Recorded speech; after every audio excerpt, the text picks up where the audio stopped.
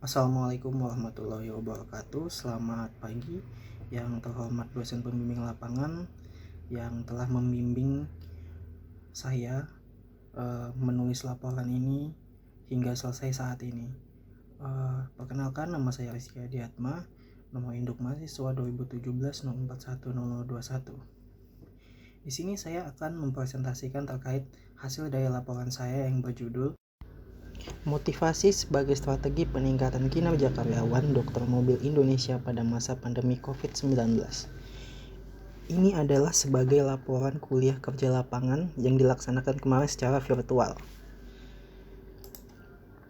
Masuk ke bagian latar belakang tentunya, diawali dengan latar belakang terlebih dahulu.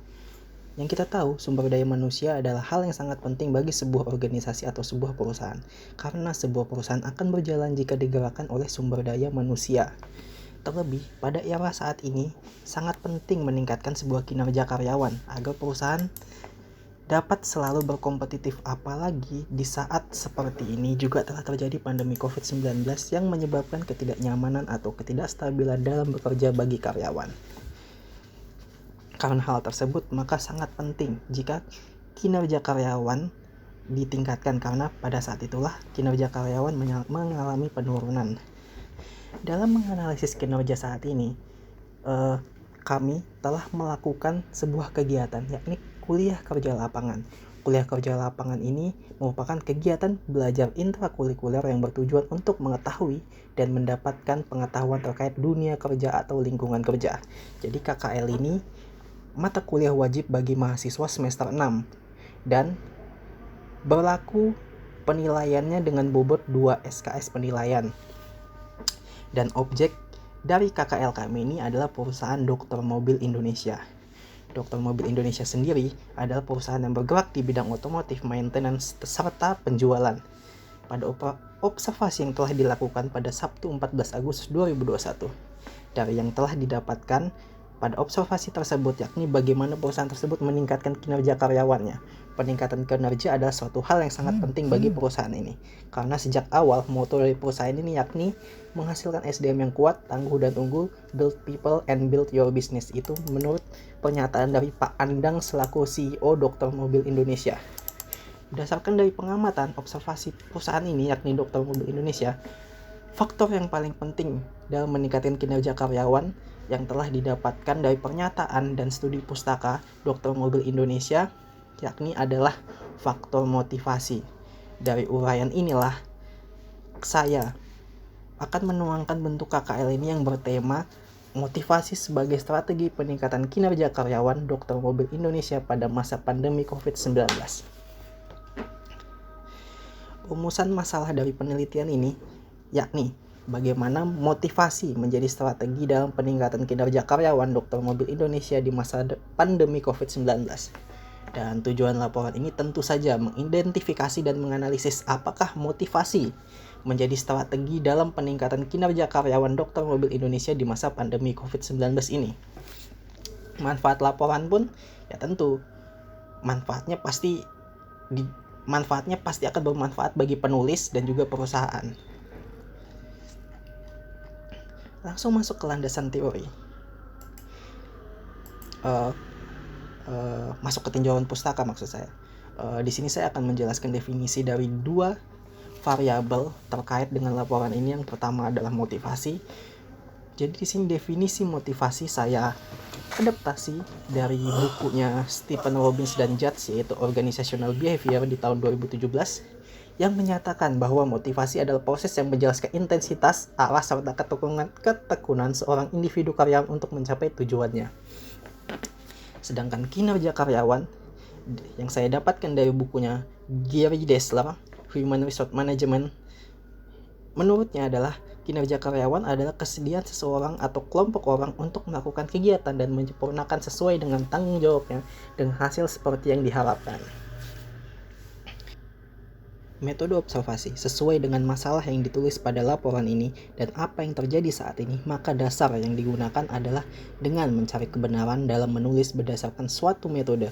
Metode tersebut dapat lebih mengarah penulis dalam melakukan penulisan dan pengamatan. Pada laporan ini, penulis menggunakan metode deskriptif dan pendekatan yakni kualitatif karena data dikumpulkan dari proses observasi dan media lainnya. Objek laporan pada laporan ini yakni seperti yang sudah saya jelaskan sebelumnya, yakni adalah Dokter Mobil Indonesia, perusahaan Dokter Mobil Indonesia.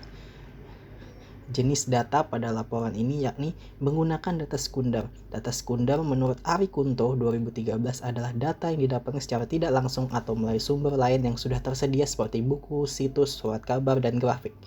Data sekunder sangat penting pada laporan ini karena penulis mendapatkan data dari observasi dan studi pustaka tentunya. Teknik pengumpulan data pada laporan ini yakni yang pertama adalah tentu saja observasi dan studi pustaka. Definisi operasional variabel seperti yang dijelaskan sebelumnya, variabel adalah suatu atribut atau sifat atau juga nilai dari sebuah objek atau peristiwa yang memiliki variasi tertentu yang ditetapkan oleh seorang peneliti untuk dipelajari dan ditarik kesimpulannya. Itu menurut Sugiono 2016. Jika sebelumnya di tinjauan pustaka saya sudah menjelaskan definisi dari dua variabel tersebut, di sini saya akan menyebutkan dimensi dari dua variabel tersebut. Yang pertama dari motivasi terlebih dahulu. Jadi menurut Sekar di 2013 ada 9 dimensi dari motivasi. Yang pertama adalah pelatihan, kepuasan kerja, promosi, prestasi atau pencapaian, kondisi kerja, fasilitas kerja, keamanan kerja, pengakuan, serta kesempatan sosial. Dan kinerja karyawan memiliki 6 dimensi. Itu menurut Kasmil pada 2016. Yang pertama ada kualitas, kuantitas, waktu, penekanan biaya, pengawasan, hubungan antar karyawan.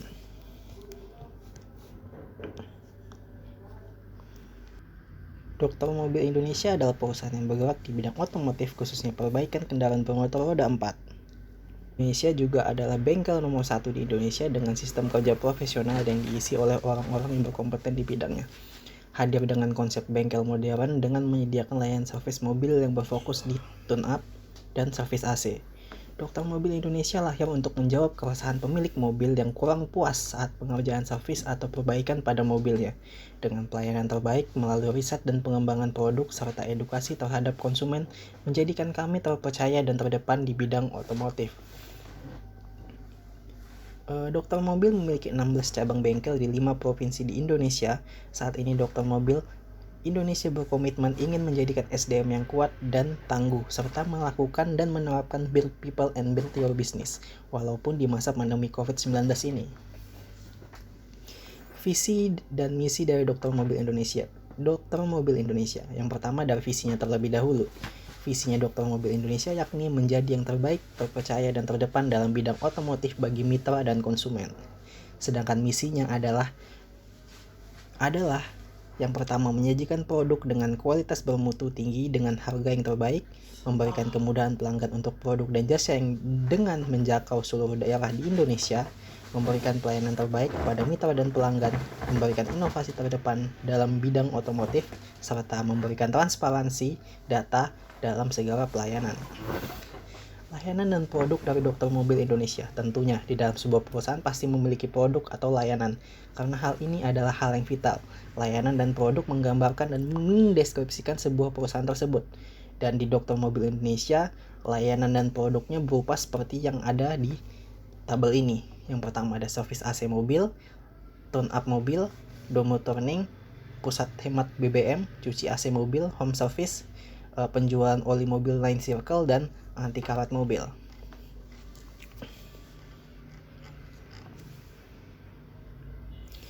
Untuk struktur organisasi dari Dokter Mobil Indonesia tergambarkan pada slide ini, bisa dilihat sendiri.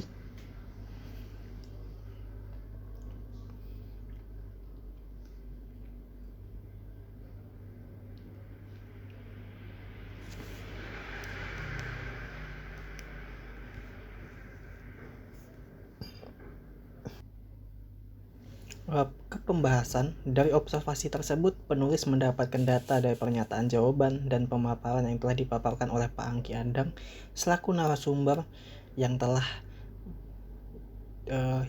memberikan pemaparan pada kegiatan KKL ini. Selain itu juga Pak Aki Andang juga seorang CEO dan co-founder dari Dokter Mobil Indonesia. Di sini tentunya data selain observasi atau jawaban dari pernyataan Pak Andang, di sini juga penulis mendapatkan data dari studi pustaka, yakni dari website, marketplace, dan media internet dari Dokter Mobil Indonesia. Yang pertama mungkin dari sini hal-hal yang signifikan terlihat pada observasi dan studi pustaka tersebut. Yang pertama adalah pemberian pelatihan. Seperti moto Dokter Mobil Indonesia yang telah disebutkan, yakni menjadikan SDM yang kuat dan tangguh serta melakukan dan menerapkan build people and build your business. Di sini penulis mendapatkan hasil pengamatan dan studi pustaka bahwa Dokter Mobil Indonesia memberikan pelatihan kepada karyawan, baik pelatihan yang besar maupun yang kecil, baik pelatihan kerja maupun pelatihan sikap. Hal ini dilakukan dengan maksud untuk mencapai tujuan perusahaan dan menciptakan SDM yang profesional sehingga kinerja berjalan dengan baik, dan pelatihan pun harus dipraktekkan setiap hari agar mendorong kinerja karyawan berjalan baik dan kinerja juga menjadi lebih baik. Yang kedua adalah pemberian prestasi atau penghargaan. Dokter Mobil Indonesia memberikan penghargaan kepada karyawan. Hal ini penulis dapatkan dari pernyataan Pak Andang di saat observasi berlangsung, di mana setiap karyawan yang memiliki kinerja yang melampaui target akan diberikan reward atau penghargaan. Dan program ini dilakukan setiap bulannya. Tujuannya tentu untuk mendorong kinerja karyawan agar bergerak juga untuk mencapai target dan tujuan perusahaan. Hal ini tentunya pasti meningkatkan kinerja karyawan. Yang ketiga ialah kondisi kerja. Dari pengamatan dan pernyataan yang telah didapatkan dari narasumber, penulis mendapatkan informasi terkait kondisi kerja. Pada perusahaan ini, Dokter Mobil Indonesia, manajer atau pimpinan berusaha menciptakan kondisi kerja yang nyaman bagi karyawan, serta mengajak dan memberikan training dan knowledge kepada karyawan agar menjaga serta menciptakan kondisi kerja yang nyaman. Yang keempat yakni pemberian dan penyediaan fasilitas, tentunya pastinya dari pengamatan penulis dan pernyataan yang didapatkan dari kegiatan tour virtual KKL tersebut oleh Pak Andang. Tentunya di sini Dokter Mobil Indonesia tentunya memberikan dan menyediakan fasilitas kerja yang tentunya memadai kepada karyawan. Selain itu, Dokter Mobil Indonesia juga menyediakan fasilitas bermain berupa ruangan bermain dan bersantai. Selain kantin kejujuran, tujuannya adalah agar karyawan dapat bekerja dengan suasana yang tidak tegang dan stres. Tentunya ini menjadi bentuk motivasi karyawan di lingkungan kerja Dokter Mobil Indonesia. Yang kelima tentunya pengakuan. Di sini dari pernyataan Pak Andang bahwa setiap karyawan di Dokter Mobil Indonesia akan mendapatkan pengakuan secara setara. Contohnya, Dokter Mobil Indonesia beserta pimpinannya menciptakan sebuah bentuk yang bernama value brotherhood atau nilai persaudaraan, dengan tujuan bahwa perusahaan ini memiliki asas persaudaraan dan kekeluargaan, di mana karyawan akan mendapatkan pengakuan sebagai sebuah saudara atau keluarga di antara karyawan satu dan karyawan lainnya maupun dengan para pemimpinnya tentunya. Yang keenam adalah pemberian kesempatan sosial. Di sini berdasarkan pengamatan yang telah didapatkan oleh penulis juga pada observasi virtual dan juga studi pustaka, penulis mendapatkan bahwa Dokter Mobil Indonesia di sini karyawan harus bekerja secara berkelompok dan harus diberikan hak sosialnya, yakni mendapatkan kontribusi atau diberikan kontribusi atau diberikan kesempatan untuk berkontribusi. Hal ini adalah salah satu bentuk kesempatan sosial yang memicu dan mendorong terciptanya peningkatan kinerja tentunya. Yang ketujuh adalah keamanan kerja. Di sini ya, dari studi literatur yang didapatkan oleh penulis berupa testimoni dari karyawan Dokter Mobil Indonesia, Dokter Mobil Indonesia akan membuat karyawan merasa aman atau menciptakan rasa aman bagi karyawannya. Tujuannya adalah jika karyawan merasa aman, maka karyawan tersebut akan menjadi percaya diri dengan apa yang akan dicapai. Rasa aman menjauhkan karyawan tentunya dari ketegangan mental dan membuat karyawan bekerja menjadi lebih baik tentunya. Di bagian akhir yakni ya kesimpulan dan saran. Kesimpulan dari penulisan laporan ini yakni setelah penulis melakukan analisis dan observasi terkait motivasi sebagai strategi peningkatan kinerja pada dokter mobil Indonesia, maka dapat disimpulkan bahwa motivasi memiliki peranan yang sangat penting bagi para karyawan untuk menunjang kinerjanya tentunya. Selain itu, motivasi sangat mendorong dalam peningkatan kinerja karyawan dokter mobil Indonesia pada masa pandemi COVID-19. SDM adalah bagian yang penting di dalam sebuah perusahaan. Jika SDM berjalan dengan baik atau menghasilkan kinerja serta tujuan yang baik, maka dokter mobil Indonesia berhasil mencapai motonya, yakni menjadikan SDM yang kuat dan tangguh, serta melakukan dan menerapkan build people and build your business. Dalam hal ini, motivasi adalah faktor terpenting dalam peningkatan kinerja karyawan dokter mobil Indonesia. Selain itu, hal ini juga pastinya akan meningkatkan citra perusahaan. Saran dari penulis yakni untuk dokter mobil Indonesia tetap mempertahankan peran motivasi atau pemberian motivasi untuk peningkatan kinerja karyawan, karena motivasi mempunyai peranan yang sangat penting dan peranan yang dominan dalam peningkatan kinerja karyawan. Dan juga diharapkan untuk dokter mobil Indonesia meningkatkan peran motivasi dengan menciptakan hal-hal baru yang berkaitan dengan tindakan atau kegiatan yang memotivasi karyawan, dikarenakan sebentar lagi situasi akan menjadi normal kembali setelah COVID-19, yang dimana harus ada tindakan baru untuk menjadi sebuah amunisi untuk menghadapi situasi tersebut. Sekian dari saya. Sekian dari laporan kuliah kerja lapangan yang telah saya paparkan. Terima kasih telah memperhatikan. Kurang lebihnya mohon maaf.